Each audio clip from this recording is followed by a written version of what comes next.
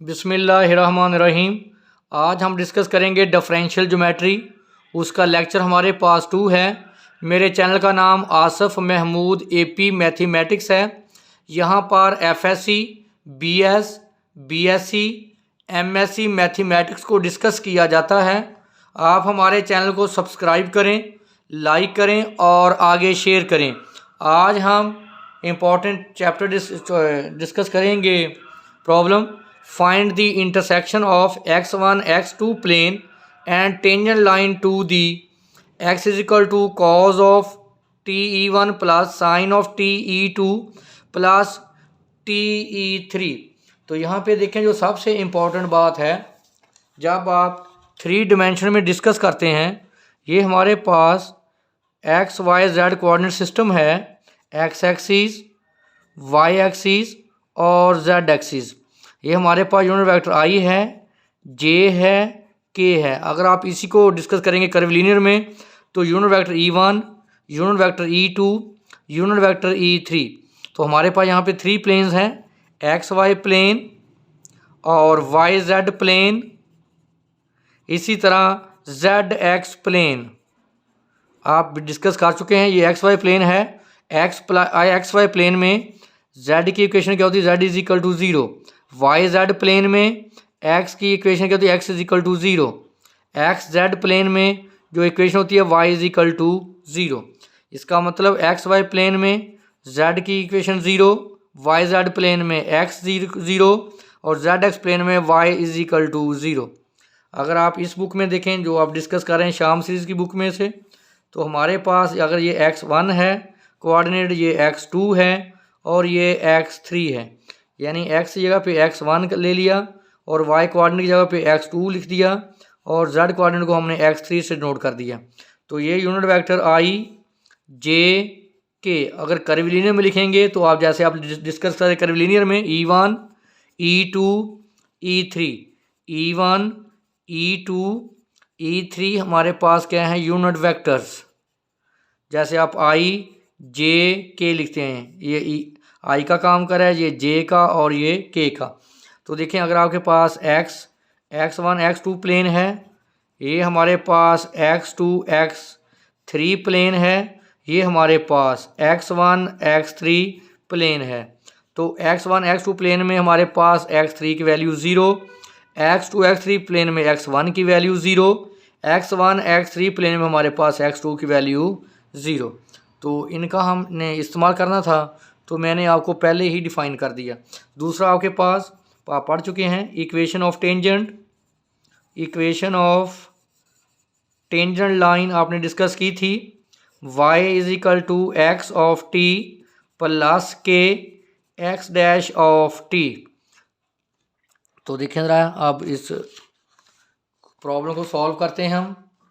तो हमारे पास है find the intersection of x1 x2 plane and tangent line to the x is equal to cos of T1 plus sine of T2 plus TE3। हम intersection find करेंगे tangent line के साथ plane का। तो देखें, आपके पास x लिख लें या इसको आप x ऑफ t लिखें। तो लें इसका डेरिवेटिव, कॉज का डेरिवेटिव माइनस साइन का डेरिवेटिव कॉज, t का डेरिवेटिव 1। तो इक्वेशन ऑफ टेंजेंट आपके पास थी y is equal to x of t plus के एक्स डैश ऑफ t। तो आप ये टी एक्स ऑफ t की वैल्यू यहाँ पुट कर दें, यहाँ पे एक्स डैश ऑफ t की वैल्यू और यहाँ पे एक्स डैश ऑफ t। ये देखें एक्स डैश ऑफ t की वैल्यू, यहाँ से E1 कॉमन ले लें तो क्या आ जाएगा? Cos t minus k sign TE1। यहाँ से E2 कॉमन लें तो आ जाएगा साइन t प्लस के कॉस TE2। यहाँ से E3 कॉमन लें तो क्या आ जाएगा? t प्लस के, ये वाला के, E3। तो अब आप जो बात को फॉलो करें, ये हमारे पास आ गई इक्वेशन ऑफ टेंजेंट। तो जो आपके पास इक्वेशन ऑफ प्लेन है किस में लाई करती है? x1 x2 प्लेन में लिखा हुआ है, x1 x2 प्लेन पे। तो x1 x2 प्लेन में जो x3 है वो क्या होगा? 0।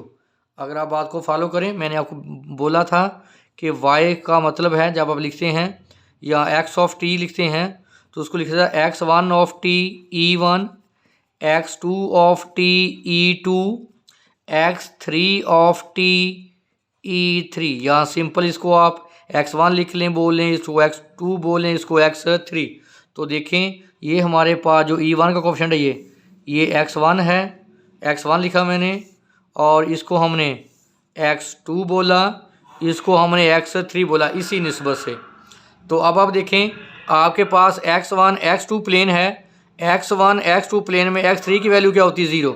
तो ये x3 की वैल्यू इसको 0 पुट करें, x3 is equal to 0, t plus k is equal to 0, तो k is equal to minus t. तो अब क्या करेंगे, इन इक्वेशन में यहाँ t है, यहाँ k है, वहाँ क्या पुट कर देंगे माइनस टी। तो हमारे पास क्या आ जाएगा इंटरसेक्शन।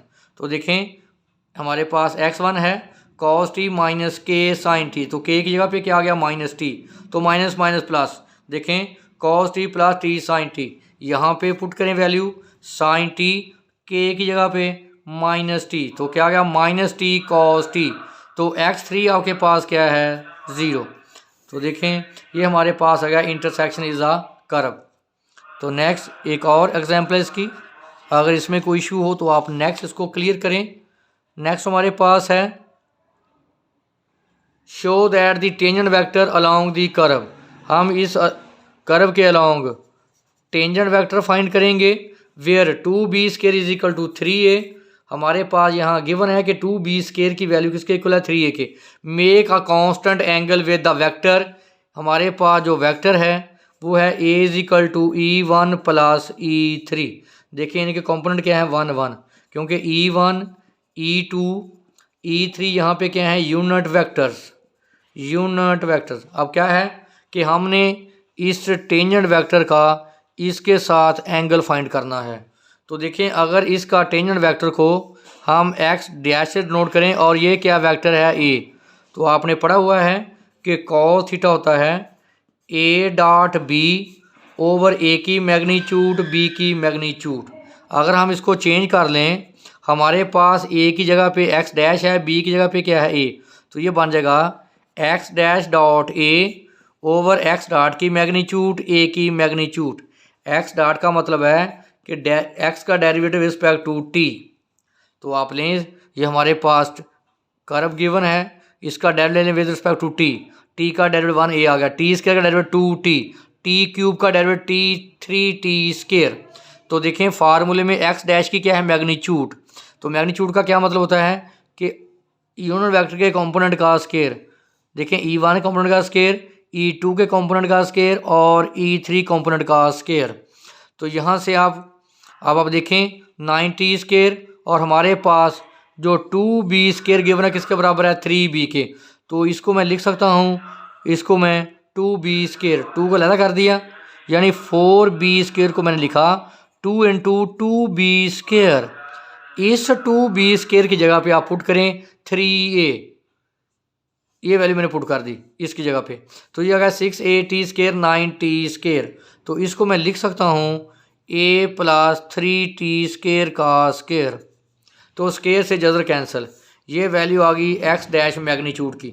अब क्या करेंगे x डैश डॉट a, बच्चों क्या करेंगे x डैश डॉट a को मल्टीप्लाई करेंगे। ये हमारे पास x डैश है और ये हमारे पास a है, तो करें दोनों को मल्टीप्लाई। देखें a1 e1 plus 2b 2t e2 plus 3t square e3 multiply e1 plus e।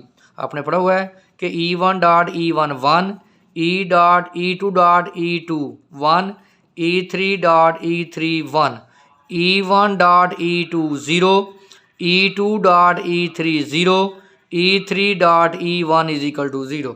देखें e1 डॉट e1 1 तो क्या आ गया a, तो e2 बाकी सब के साथ क्या होगा 0, e3 डॉट e3 1 तो क्या आ गया 3t स्क्वायर। तो ये हमारे पास आ गया x डैश की वैल्यू आ गई a plus 3t square.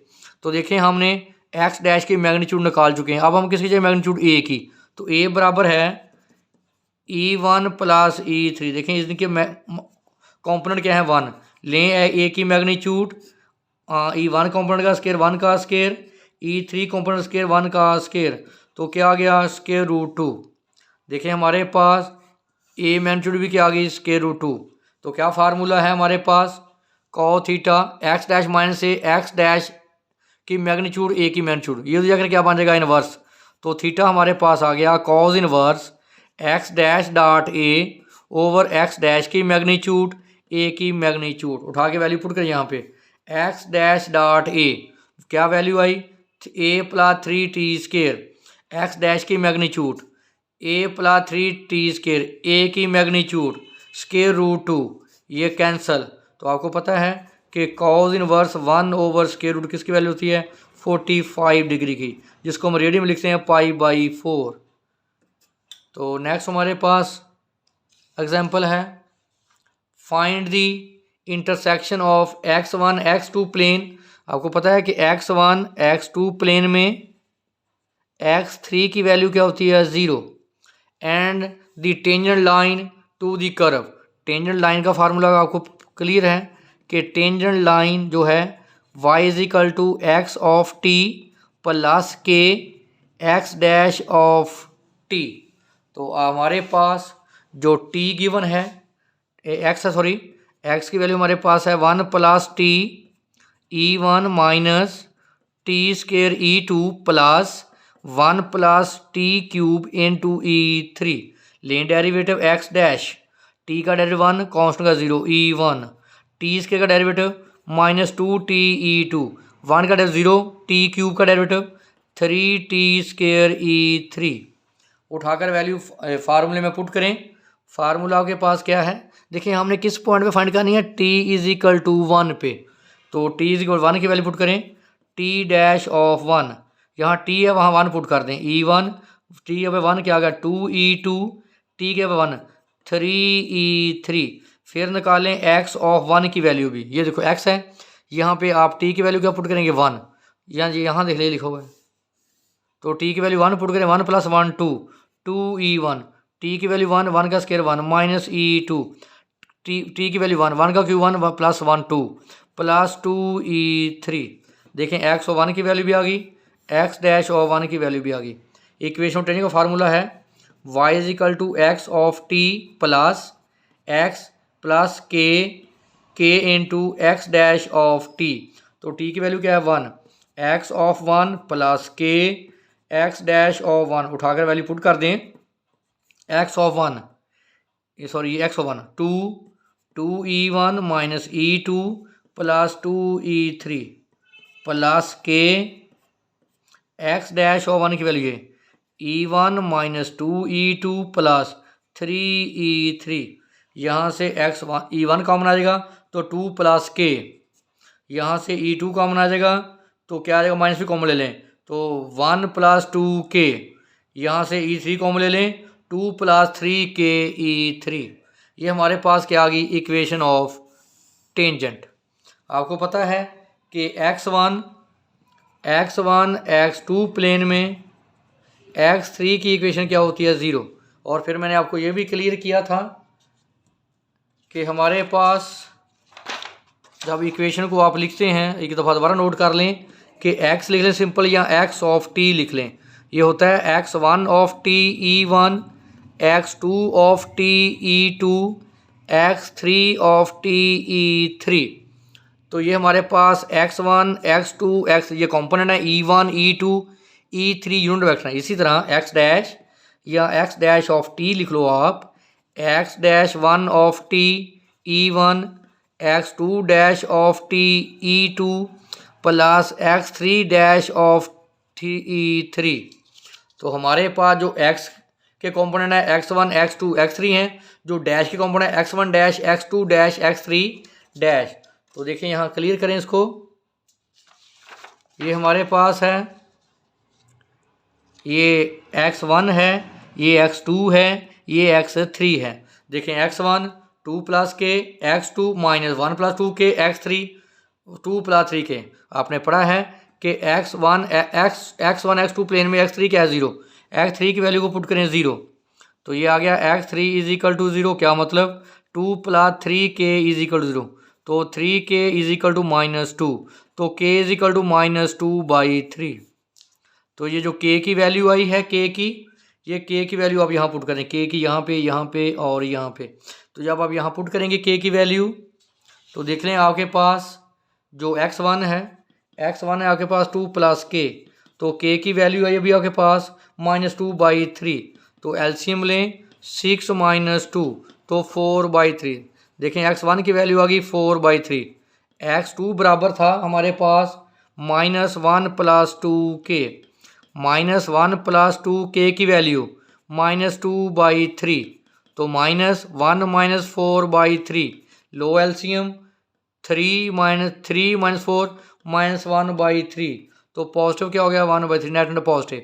x2 की वैल्यू आ गई, ये x2 की वैल्यू, ये हमारे पास x1 की वैल्यू, तो x3 आपके पास क्या है 0, क्योंकि x1 x2 प्लेन में, x3 क्या होता है 0, तो point of intersection x1 x2 x3, x1 क्या है 4/3, x2 क्या है 1/3, x3 क्या है 0, तो ये हमारे पास क्या आ गया पॉइंट ऑफ इंटरसेक्शन। ये वेरी इंपॉर्टेंट लेक्चर है, इसको अच्छे तरीके से देखें। अगर कोई इशू हो तो आप हमारे साथ डिस्कस कर सकते हैं।